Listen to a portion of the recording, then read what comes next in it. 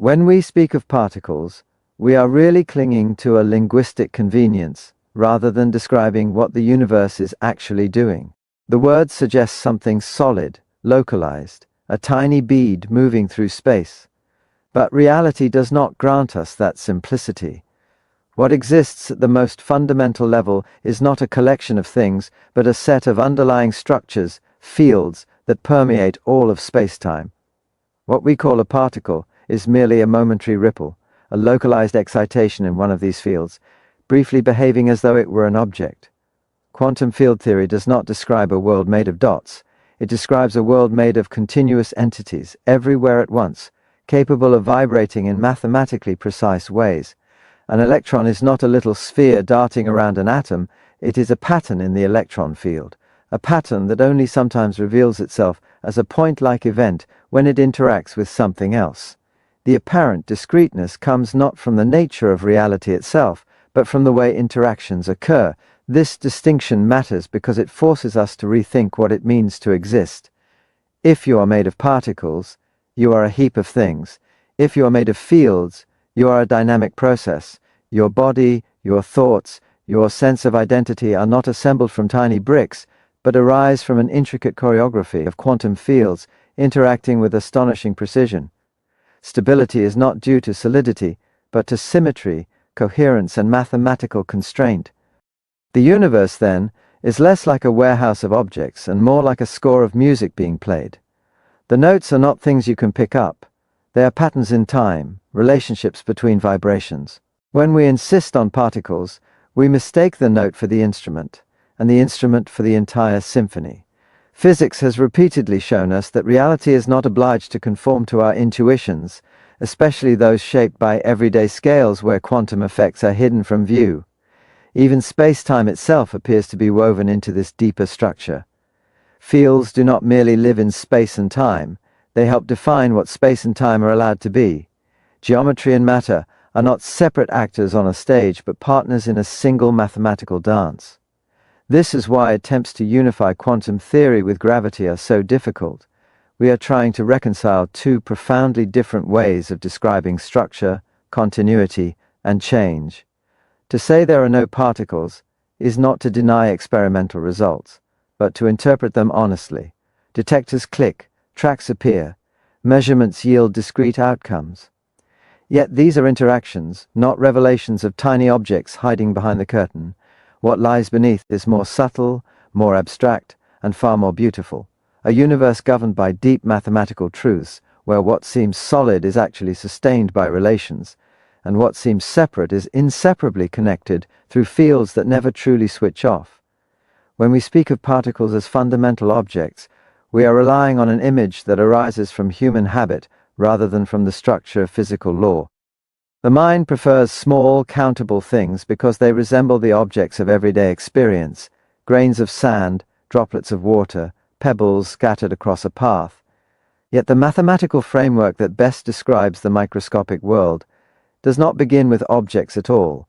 It begins with fields, entities that are spread throughout space-time, existing everywhere simultaneously, whether or not anything dramatic seems to be happening at a given location.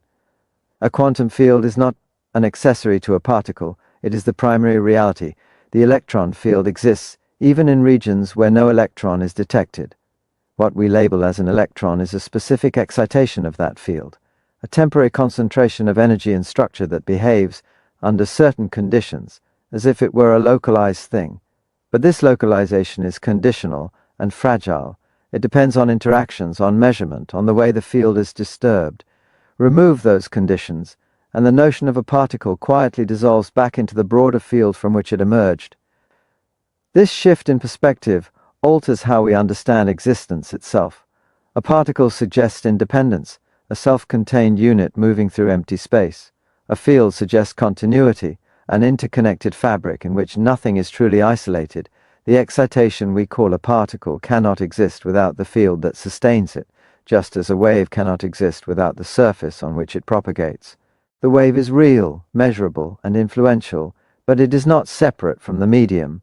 In this sense, particles are events rather than entities, moments of activity rather than permanent residents of the universe. Experimental physics reinforces This view, even when our language resists it. Detectors register discrete impacts. Tracks appear as dotted lines in cloud chambers. Energy arrives in quantized packets. These observations tempt us to imagine tiny pellets striking instruments. But the mathematics tells a different story. What is discrete is the interaction, not the underlying reality. The field interacts in whole units because of the constraints imposed by quantum law, not because it is made of indivisible bits of substance.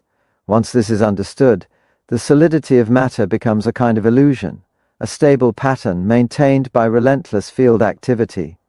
Atoms persist not because their components are little hard spheres, but because the fields involved settle into configurations that resist change. The table feels solid because electromagnetic fields strongly oppose intrusion, not because it is composed of miniature stones stacked together. Even your own body is a constantly shifting arrangement of field excitations, held in approximate form by symmetry, conservation laws, and the quiet authority of mathematics. To insist on particles as the foundation of reality is to mistake a useful approximation for a fundamental truth. The universe does not assemble itself from objects. It expresses itself through structures, relationships, and patterns of excitation that only sometimes masquerade as things. And when they do, it is because our methods of probing reality force those patterns into brief moments of apparent individuality.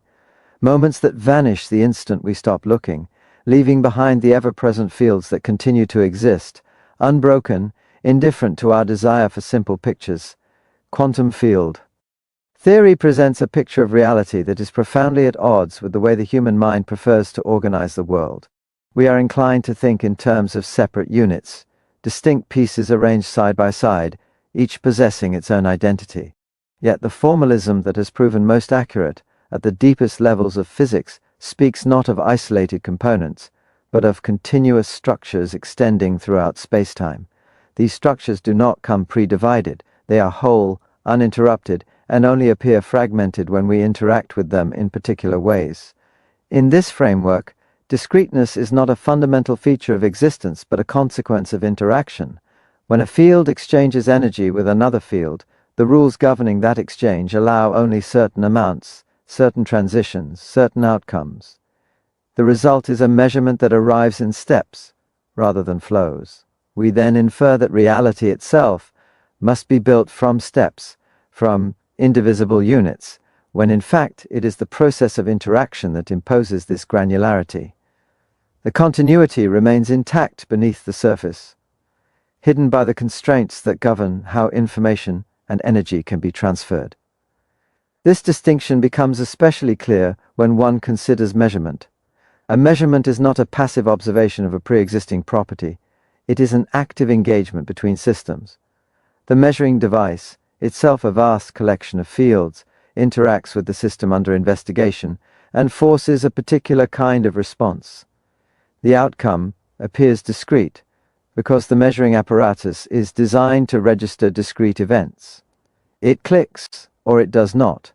It records a value or it does not. What is lost in this process is the underlying continuity that existed prior to the interaction.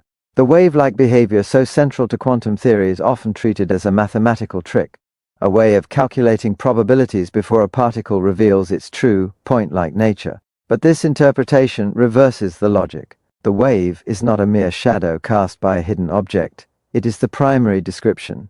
It encodes relationships, possibilities, and correlations that are spread out across space and time. When an interaction occurs, this extended structure does not collapse into a thing. It reorganizes, redistributes, and expresses itself in a way that our instruments can register. Relationality is the key insight here. Properties do not exist in isolation, they exist in relation to other systems. Position, momentum, energy, even identity are not intrinsic labels attached to objects, but contextual features that arise when fields interact.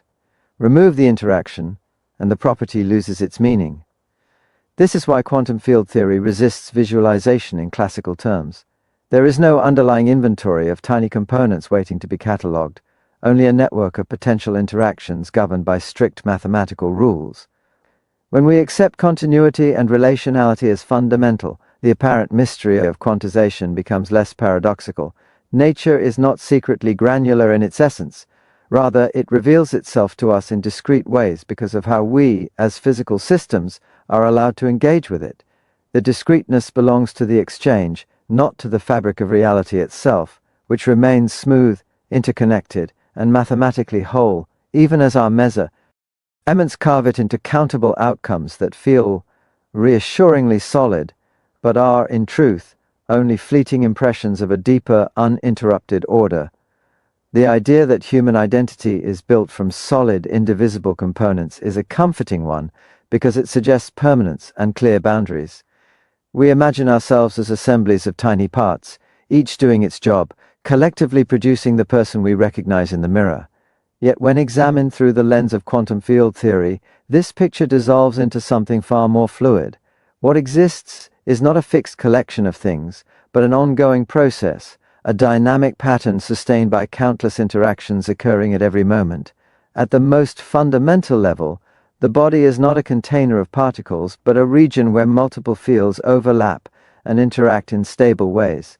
The electron field, the quark fields, the electromagnetic field all participate in a delicate balance that allows atoms to form, molecules to persist, and biological structures to maintain their shape long enough to be meaningful. None of these fields belong to you in an exclusive sense. They extend far beyond your skin, continuing seamlessly into the surrounding world. The apparent boundary of the self is therefore not a fundamental divide, but a practical distinction arising from the relative stability of certain field configurations. This perspective challenges the notion of individuality as something sharply defined. If the fields that constitute your body are continuous with the rest of the universe, then separation is a matter of degree rather than an absolute fact. What makes you recognizable as a person is not the possession of unique real, but the persistence of a particular pattern. That pattern is constantly renewed, moment by moment, as fields interact, energy flows, and information is processed. Even the atoms in your body are transient participants, entering and leaving while the overall form remains approximately the same. Thought itself follows this logic. The processes we associate with mind and consciousness are not the result of tiny mental particles, but of organized activity within complex biological structures, which themselves arise from quantum fields obeying precise physical laws. Neural signals, chemical exchanges, electrical potentials are all macroscopic expressions of deeper field dynamics. There is no sharp point at which matter becomes mind, only a gradual emergence of new levels of organization, each dependent on the coherence of the levels beneath it. This view reframes change and continuity in human life. Aging, learning, forgetting, and transformation are not failures to preserve an original substance, but natural evolutions of a living pattern. Stability is never absolute, it is always negotiated. The body maintains its form not by remaining static, but by constantly adjusting, repairing, and rebalancing the underlying processes that support it. Identity, in this sense, is less like an object stored in time and more like a melody sustained through variation. When we recognize ourselves as processes rather than things, the fear of impermanence takes on a different character. What persists is not a material core, but a relational structure, a way in which the universe organizes itself locally for a while. The self is a temporary coherence in a vast field landscape, meaning not because it is isolated, but because it participates in an intricate web of interactions that allow experience, memory, and awareness to arise, even as the underlying fields remain indifferent to any single configuration and continue their ceaseless, lawful activity across space-time. The persistence of structures in the universe is often attributed to the idea of solidity, as though things endure because they are made of hard, resistant substance. This intuition comes from everyday experience, where stability seems to arise from mass and rigidity. Yet at the fundamental level, physics offers a very different explanation. What holds structures together is not the stubbornness of material components, but the presence of deep mathematical order that constrains how systems can behave. Symmetry plays a central role in this order. the laws of physics remain the same under specific transformations, and these invariances are not mere aesthetic features, they dictate what can and cannot happen. Conservation of energy, momentum, and charge emerge from symmetry principles, and these conserved quantities enforce a kind of discipline on physical processes. Without them, matter would not persist long enough to form atoms, stars, or living organisms. Stability, then, is a consequence of restriction rather than resistance. Coherence is equally crucial. When parts of a system act in a coordinated way, patterns emerge that are far more robust than the individual contributions that compose them. In quantum systems, coherence allows wave-like behavior to persist, enabling interference, structure, and order. Even at larger scales, coherence underlies the regularity of crystals, the right HMS of biological systems, and the predictable motion of celestial bodies. The breakdown of coherence leads not to gradual weakening, but to qualitative change, where the pattern itself ceases to exist. Mathematics provides the language through which this stability is expressed. The equations governing fields do not merely describe what happens, they constrain the range of possibilities available to reality. Certain configurations are allowed, others forbidden. Those that are allowed can settle into states of minimal energy or maximal symmetry, forming structures that appear solid and enduring. The impression of substance arises because these configurations resist disturbance, not because they are built from unyielding components. This resistance is subtle. It does not come from hardness in the classical sense, but from the cost in energy and organization required to disrupt a stable pattern. When you press your hand against a table, you are not encountering a wall of miniature objects, you are encountering electromagnetic fields, arranged in a configuration that strongly opposes change. The table pushes back because altering that configuration would violate constraints imposed by field interactions and conservation laws. Solidity is an emergent effect of lawful organization. Once this is understood, fragility and resilience take on new meanings. Systems endure not because they are static, but because they are dynamically maintained within narrow ranges of possibility. A star remains stable for billions of years because opposing processes balance with exquisite precision. A living organism survives because countless regulatory mechanisms preserve coherence amid constant disturbance. Stability is an achievement, not a default state. In this light, the universe appears less like a collection of objects and more like a hierarchy of patterns nested within patterns, each sustained by mathematical necessity. What we perceive as solid is simply what has found a way to persist within the rules, and what vanishes is what fails to maintain coherence. The durability of the world is therefore not a property of matter itself, but a reflection of the deep structures that govern how reality is permitted to organize, endure, and transform across time and scale. The separation of space, time, matter, and fields is a conceptual convenience rather than a faithful representation of how reality is organized. In classical thinking, space provides a passive stage, time flows independently, and matter moves within this backdrop according to fixed laws.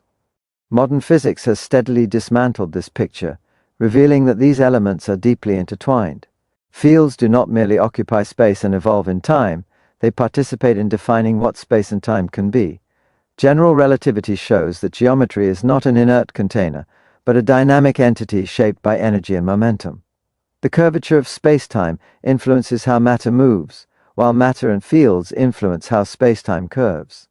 This mutual dependence erases the sharp boundary between what acts and what is acted upon.